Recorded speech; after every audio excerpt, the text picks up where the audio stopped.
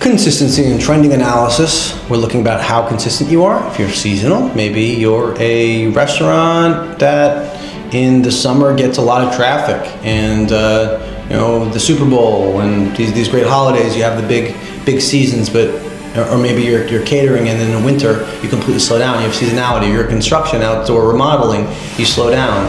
Maybe you're in snow removal. Obviously, if there's no snow, that could reduce your revenue. So there's these different industries and sectors that have seasonality with them. In these instances and contexts, banks and lenders are going to probably look for a trailing 12. How do you perform during the off season? How do you perform during the on season?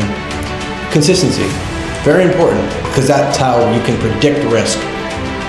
We are getting in the mind of the banks and lenders and institutions, and important you understand this, so that you can present yourself in a way that has the least amount of risk, which has the highest probability and likelihood of approval for your capital, for your business to grow.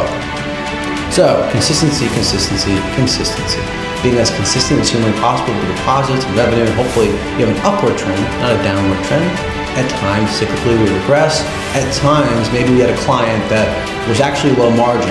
It was showing a lot of revenue. It added $1 million to my revenue every year, but it was low margin and a lot of work, and sometimes you cut clients like that. So you might reduce revenue to improve overall margins and the efficiency of the business. That can be explained, but consistency is important. To the best of your abilities, that you can control that, have similar deposits each month, you're maintaining, you're being smart about your expenses and your payroll. Consistency in business, and when banks and lenders are making lending decisions, it's critical, because the lack of consistency is where risk is determined.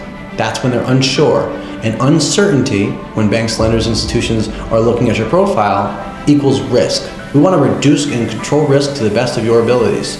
That's what your application is going to have the highest probability of success and approval. So, consistency in deposits, consistency in average balances, consistent businesses, because then we can project, because these are lagging indicators versus leading indicators. Lagging indicators meaning they've already occurred. It's not necessarily going to indicate, but they're going to use those to base that lending decision. And then what you did last month, and even a month to date. What did you do this month currently? That's going to help them understand. The lagging indicator is the credit profile, because it updates each month.